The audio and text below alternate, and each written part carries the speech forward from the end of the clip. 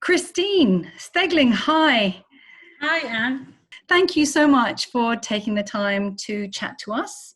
Um, we wanted to talk about something that I know is very, very dear to both Frontline AIDS and the Elton John AIDS Foundation, which is the LGBT community and the challenges that the community face around the world, both in terms of HIV and AIDS, and then be lovely if we could come on to talking a little bit about how that's compounded by the COVID-19 pandemic.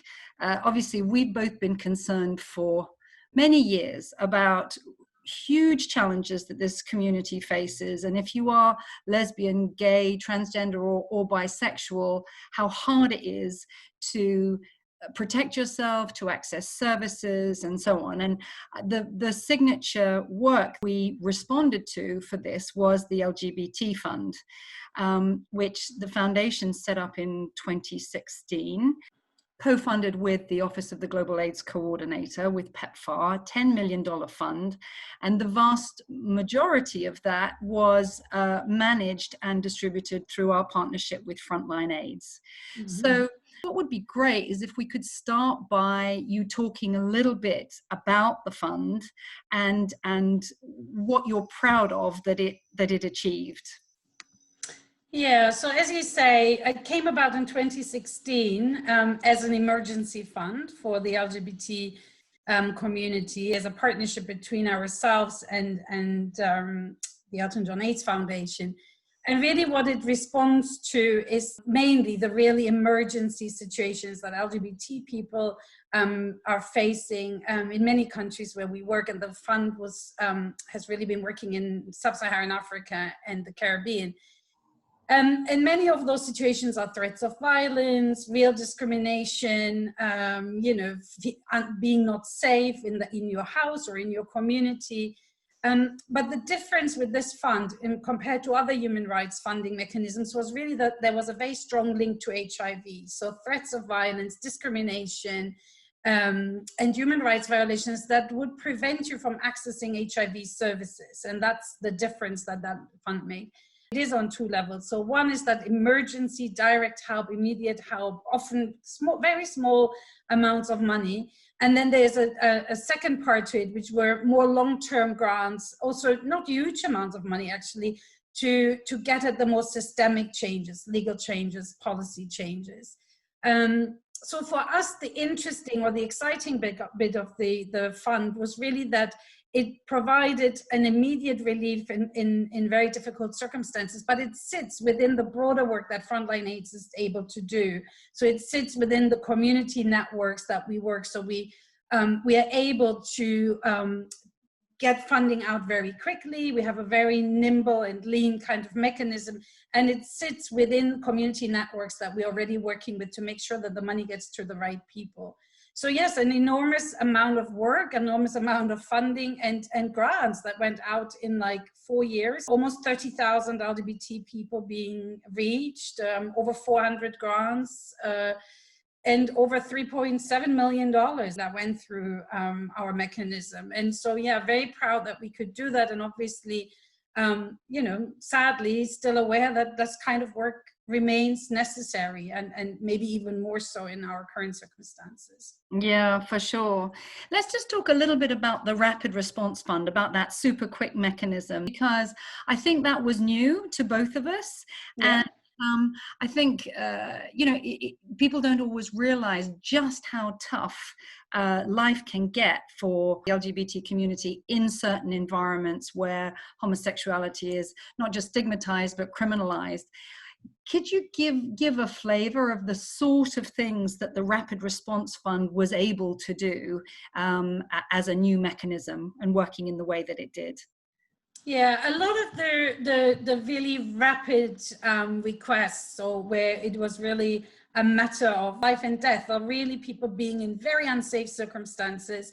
A lot of it has to do with rehousing people, getting them into a safe space, experiencing really violent situations in the communities where they are, or being outed as a gay person, or a member of the LGBT community, therefore losing access to your normal support structures and, access to getting your ART, your medicines.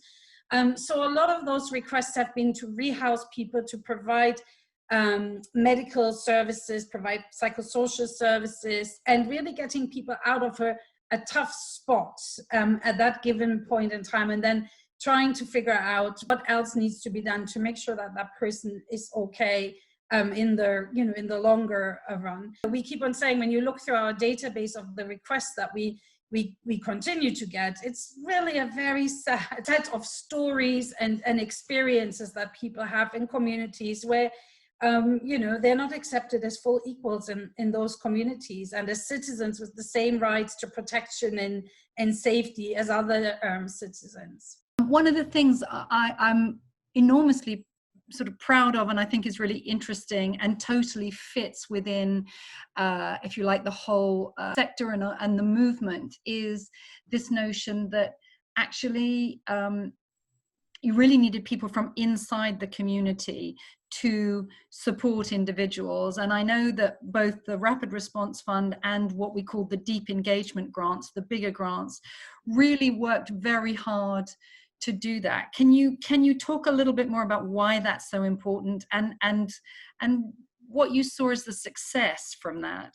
The whole philosophy that we have as Frontline AIDS is very much based on that the leadership comes from the communities where we work, and the capacities there, the expertise is there, but what often is missing is the linking, right? The local with the global, and kind of that's what our mechanism is doing. It's important that both the emergency grants and the deep engagement grants, the most important bit is that they're really sat right in those communities. So the communities give the references, they're doing the checks about whether or not it's a genuine request and so on, and that's why we're able to do stuff very quickly, because we can tap into those communities. Also, the advocacy that needs to go, the longer term grants that people are receiving, it needs to come from the local community. As we know, LGBT rights issues often get portrayed as a Western agenda. This is not in our community, it's not in our country, it's not part of our society, and we all know that it very much is. And so advocacy around law changes, policy changes, holding duty bearers accountable, all of that needs to come from communities. And so all the grants have always supported local community groups to do exactly that work, whether it was about representing people, getting them out of custody, whether it was about going to the High Court to change a law, all of that always sat with the community. And that's the only way that those kind of changes will happen. It is helpful to have a global link, right? Because no country is an island and nothing happens in isolation. And I think often it's helpful also for community groups to understand that they're part of a bigger global aid, that there's global solidarity that supports them, that values them, but also to tap into the knowledge and the expertise through broader networks that exist in other countries and other communities. And I think that's basically what the grant does, and the grant does through sitting within the global partnership that is Frontline AIDS. And of course, the fund did have some real advocacy wins in terms of changing policy, which we're very proud of. But that thing also of being visible, an awful lot of the places where both organizations work, there's no knowledge or acceptance about how big the LGBT community is or what they're struggling with. So I think that the fund enabled that to become visible in a way, and also fascinated to read through the reporting and to have seen a little at first hand how once you made people within the LGBT community really visible, for example, to healthcare providers, there was a change in attitude once they understood what the challenges were from a very personal point of view, rather than from a broad ideological point of view with people that they perhaps didn't know or had never discussed anything with. There was a real change in people wanting to be supportive and helpful and provide treatment and care. Especially when it comes to, and we do that with so much of the work that we do as Frontline AIDS. I think the minute you sit in a context where people recognize that ultimately who they're dealing with is another human being, somebody else's brother, husband, uncle, father, you know, then it becomes much, you know, when we connect people to their common humanity, right, then it becomes much easier to talk about human rights. And so often, you know, I have worked on human rights for almost all my professional life, and a good part of that in Africa. And you know, I have always talked about concepts of humanity rather than human rights, because people often see human rights as a Western concept. But almost every community has a concept around, you know, we are all human beings and we all live through and with each other. And I think, you know, mechanisms like the Rapid Response Fund and grants that allow communities to do training, sensitization, you know, because a lawsuit or going to court is one part of a much bigger toolbox. Even if you change the law, you need to sensitize judges and lawyers and law enforcement officers that there is a new law. And some of the grants have done that. In Botswana, one of the grants supported one of the LGBT groups to do that sensitization for law enforcement officers. The issue really is to keep on talking to people about people rather than, you know, very abstract concepts. And ultimately, that's how you train on human rights, right? Is making people aware that we're talking about somebody who is not so different from you in so many ways.